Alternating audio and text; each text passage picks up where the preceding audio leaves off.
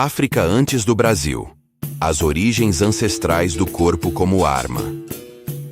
Muito antes da palavra capoeira existir, muito antes do Brasil ser chamado Brasil, e séculos antes de qualquer registro europeu tentar explicar essa arte, o corpo humano já era treinado como arma, linguagem e identidade em vastas regiões do continente africano.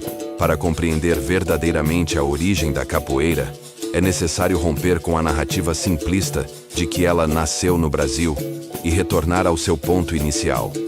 A África pré-colonial, especialmente a África centro-ocidental, entre os atuais territórios de Angola, Congo e Moçambique. Entre os séculos XII e XV, povos pertencentes ao grande tronco etnolinguístico bantu ocupavam essas regiões. Diferente da visão eurocêntrica que por muito tempo retratou a África como um continente sem história, essas sociedades possuíam sistemas políticos complexos, estruturas sociais bem definidas, rituais religiosos elaborados e práticas corporais profundamente simbólicas. O corpo para esses povos não era apenas um instrumento físico, mas um elo entre o mundo material e o espiritual. Dançar, lutar, cantar e jogar eram expressões de uma mesma essência. É nesse contexto que surgem práticas corporais que misturavam combate, jogo, ritual e celebração. Não havia uma separação rígida entre luta e dança, como nas classificações modernas. O movimento corporal era ensinado desde cedo como preparação para a vida adulta, para a caça, para a guerra, para a proteção da comunidade e também para os ritos de passagem que marcavam o crescimento social do indivíduo. Entre essas práticas, uma em especial se tornaria fundamental para a compreensão da capoeira: o engolo, frequentemente traduzido como dança da zebra. O engolo era praticado principalmente por povos da região sul de Angola, como os Mucopi e Ovimbundu. Diferente de uma simples dança folclórica, o engolo era um ritual competitivo realizado durante festivais de iniciação feminina. Jovens homens competiam entre si usando chutes altos, esquivas rápidas, movimentos circulares e ataques inesperados. Vencia aquele que demonstrasse maior controle corporal, inteligência estratégica e domínio do espaço. O simbolismo era claro. Assim como a zebra luta com coices rápidos e precisos contra predadores maiores, o praticante do engolo aprendia a vencer o adversário não pela força bruta, mas pela agilidade, pelo tempo certo e pela leitura do movimento do outro. Essa lógica, vencer o mais forte usando inteligência corporal, é um dos pilares filosóficos que atravessam séculos e ressurgem mais tarde, na capoeira. Relatos etnográficos feitos por exploradores europeus nos séculos XVIII e XIX, como os registros do missionário português Antônio de Oliveira Cadornega e, mais tarde, do antropólogo inglês Desmond Morris, descrevem essas práticas africanas com espanto. Muitos europeus não compreendiam que estavam diante de sistemas sofisticados de luta e viam apenas danças exóticas. Esse erro de interpretação seria repetido inúmeras vezes ao longo da história da capoeira. Outro elemento fundamental dessas práticas era o caráter ritualístico. O combate não era apenas físico, era espiritual. Antes de lutar, cantava-se. Tocavam-se instrumentos de percussão. O ritmo determinava a intensidade do jogo. O som guiava o movimento. Essa integração total entre música, corpo e intenção não era um detalhe cultural, mas o próprio coração da prática. Aqui nasce a semente da roda, do canto e do toque, que séculos depois seriam reconhecidos como marcas inconfundíveis da capoeira. É importante compreender que essas práticas africanas não eram homogêneas. Cada povo, cada região, cada comunidade possuía suas variações. Algumas enfatizavam chutes, outras projeções, outras o jogo de esquiva. Mas todas compartilhavam um princípio comum: o corpo como instrumento de resistência, identidade e sobrevivência.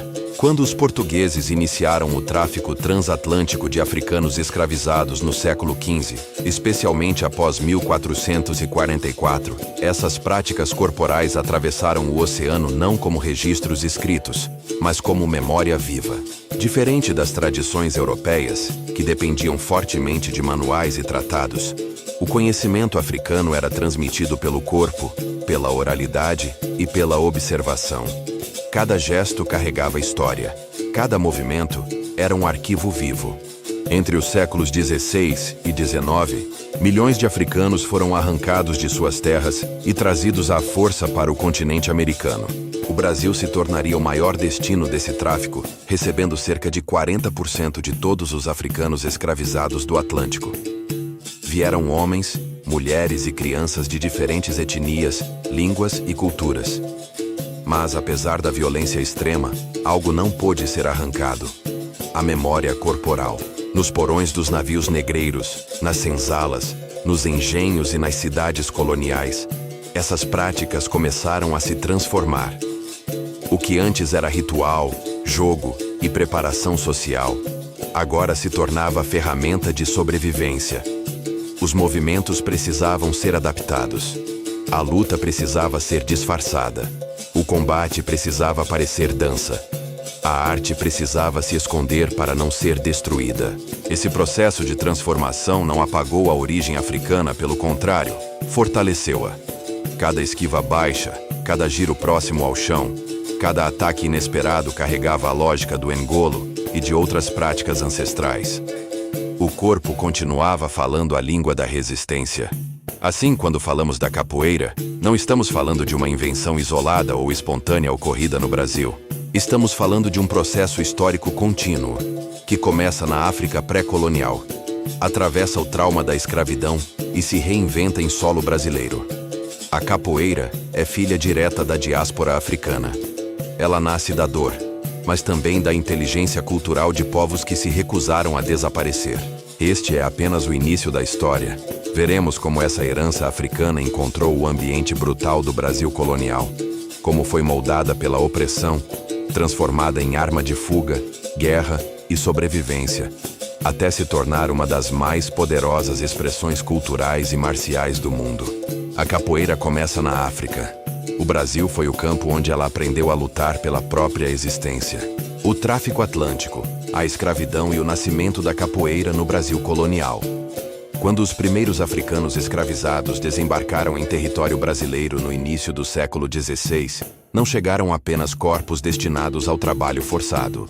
Chegaram culturas inteiras, sistemas de pensamento, espiritualidades, músicas, línguas e práticas corporais que resistiriam mesmo sob o mais brutal regime de desumanização já imposto na história moderna.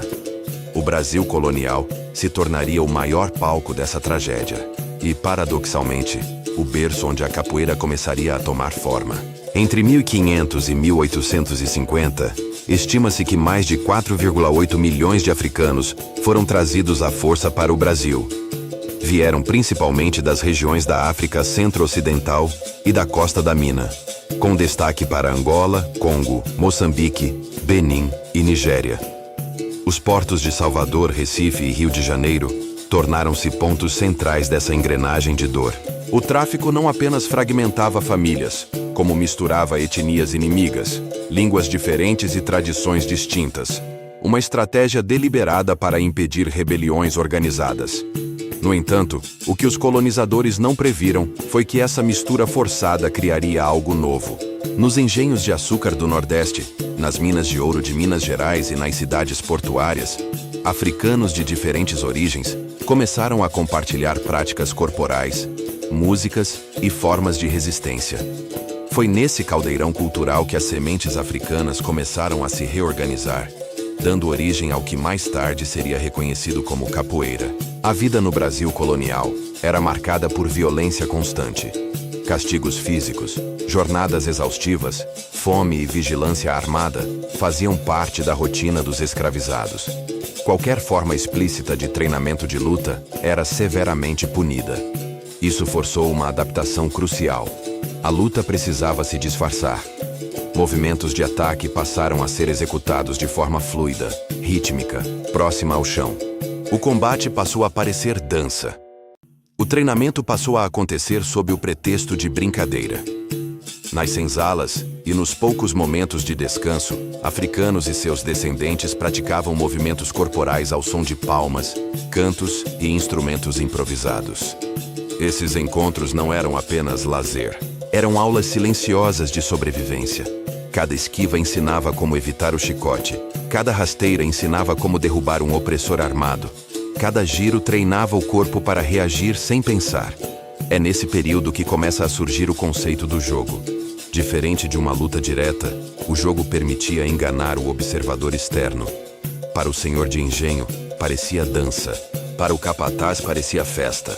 Mas para quem jogava, era treinamento real. O corpo aprendia a cair sem se machucar, a atacar sem anunciar, a ler intenções nos mínimos gestos do adversário. Outro fator decisivo para o desenvolvimento da capoeira foi a formação dos quilombos, comunidades formadas por africanos fugidos da escravidão. O mais famoso deles, o Quilombo dos Palmares, existiu entre o final do século XVI e 1694, na região que hoje corresponde a Alagoas e Pernambuco. Palmares chegou a abrigar mais de 20 mil habitantes e resistiu por quase um século às expedições militares portuguesas. Dentro dos quilombos, a capoeira deixou de ser apenas disfarce e passou a ser arma real de guerra. Os quilombolas precisavam se defender de tropas armadas, caçadores de escravos e milícias coloniais. Técnicas corporais de ataque rápido, emboscadas, uso do terreno e combate corpo a corpo tornaram-se fundamentais. Embora não existam registros escritos detalhando exatamente quais técnicas eram usadas, relatos de expedições militares descrevem quilombolas como extremamente ágeis, imprevisíveis e difíceis de capturar. Figuras históricas como Zumbi dos Palmares, 1655-1695, tornaram-se símbolos dessa resistência. Embora não se possa afirmar com precisão quais técnicas marciais Zumbi dominava, é consenso entre historiadores que os quilombos utilizavam sistemas próprios de combate, baseados em práticas africanas adaptadas à realidade brasileira. Exatamente o ambiente onde a capoeira se fortaleceu. Enquanto isso, nas cidades coloniais, especialmente no Rio de Janeiro e em Salvador, a capoeira começava a se manifestar de forma mais visível. Escravizados urbanos, libertos e negros pobres utilizavam a capoeira tanto como defesa pessoal, quanto como instrumento de identidade. Ela passou a ser praticada em feiras, festas populares e portos, sempre sob o risco de repressão. Já no final do século XVIII, documentos oficiais começam a mencionar grupos de negros considerados perigosos por praticarem uma luta estranha, com chutes, cabeçadas e movimentos acrobáticos. A palavra capoeira começa a aparecer associada não apenas à prática, mas aos praticantes. Os capoeiras, vistos pelas autoridades como desordeiros, marginais e ameaça à ordem colonial. O termo capoeira possui múltiplas teorias de origem. Uma das mais aceitas associa a palavra ao tupi, capoeira, que significa mato ralo, ou mato que já foi queimado. Essas áreas abertas seriam locais usados por escravizados fugitivos para treinar ou emboscar perseguidores. Outra hipótese liga o termo a cestos chamados capoeiras, usados por escravizados no transporte de mercadorias. Independentemente da origem exata da palavra, o significado social era claro. Capoeira era resistência. Ao final do período colonial, a capoeira já não era apenas herança africana, era uma arte nascida da experiência brasileira da escravidão. Ela carregava a África no corpo, Brasil no chão e sobrevivência na alma. Estava pronta para entrar no século XIX como símbolo de luta, marginalização e identidade negra. E seria exatamente nesse século que a capoeira enfrentaria seu período mais sombrio. E, ao mesmo tempo, mais decisivo. Com o avanço do século XIX, o Brasil passou por profundas transformações sociais. A chegada da família real portuguesa em 1808, a abertura dos portos e o crescimento das cidades mudaram a dinâmica urbana. Foi nesse cenário que a capoeira deixou de ser apenas uma prática de escravizados e passou a se tornar um fenômeno urbano visível e temido. No Rio de Janeiro, então capital do Império, grupos organizados de capoeiras começaram a dominar ruas, portos e mercados. Esses grupos ficaram conhecidos como maltas, sendo as mais famosas Anagoas e Aguaiamuns.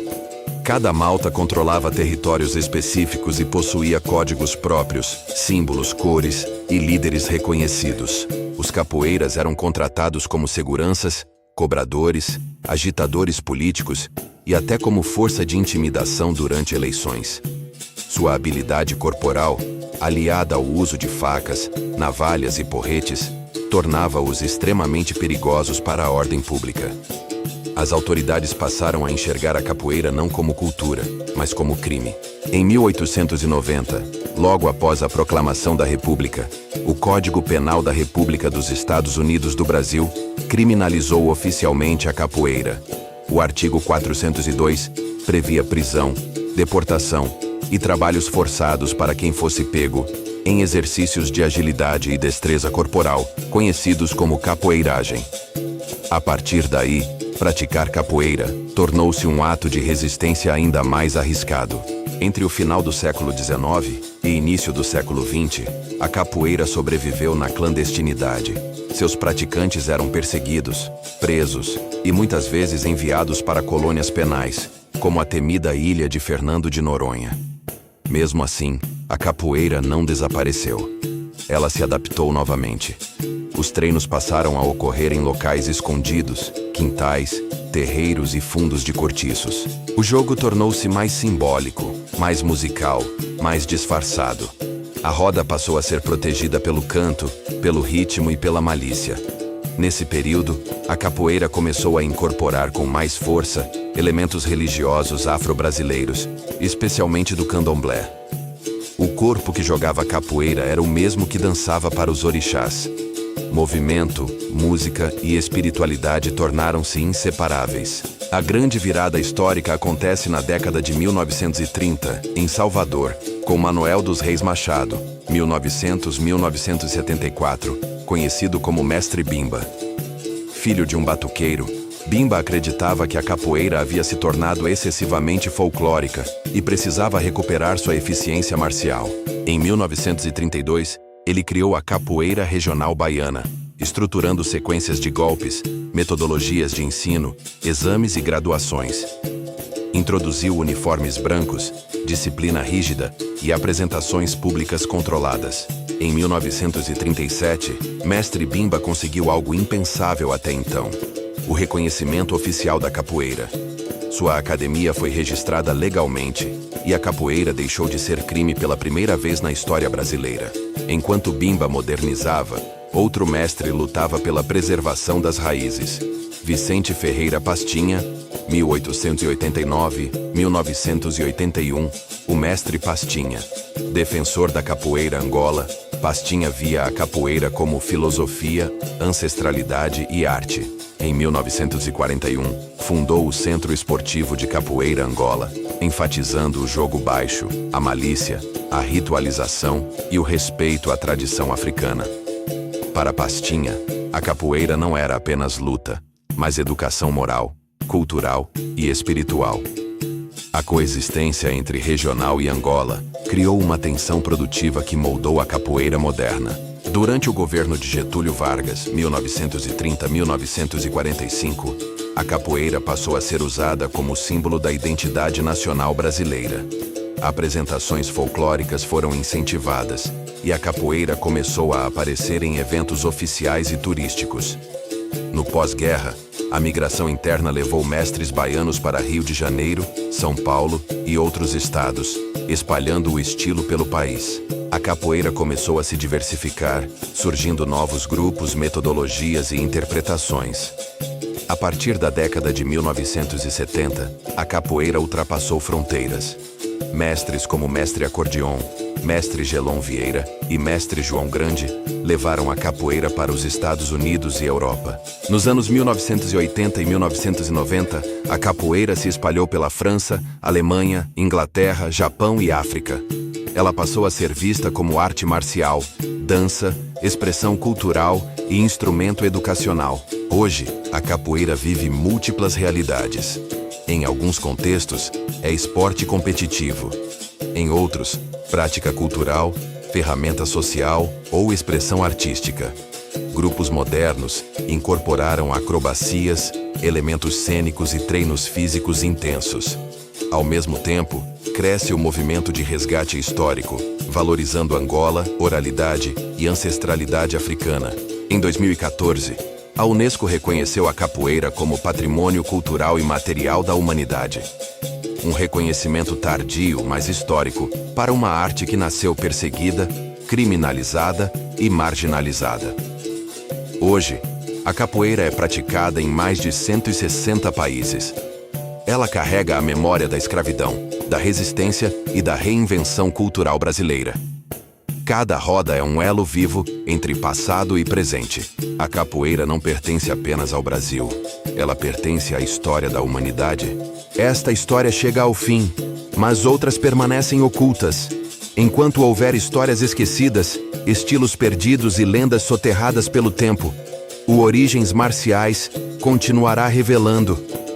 Porque no mundo das artes marciais, nem todas as origens querem ser encontradas. E se você ainda não nos segue, dificilmente nos veremos outra vez. Mas se já nos acompanha, saiba que aqui você descobrirá todas as artes marciais já ensinadas ao redor do mundo, cada uma delas e suas origens. Se ainda não é inscrito, se inscreva no canal, ative o sininho para nos dar aquela força que só os verdadeiros guerreiros possuem e deixe seu comentário aqui embaixo. Escreva nos comentários e compartilhe com um amigo para que ele também possa entrar no mundo das artes marciais, pois talvez o próximo vídeo revele segredos que poucos imaginam. Até a próxima jornada!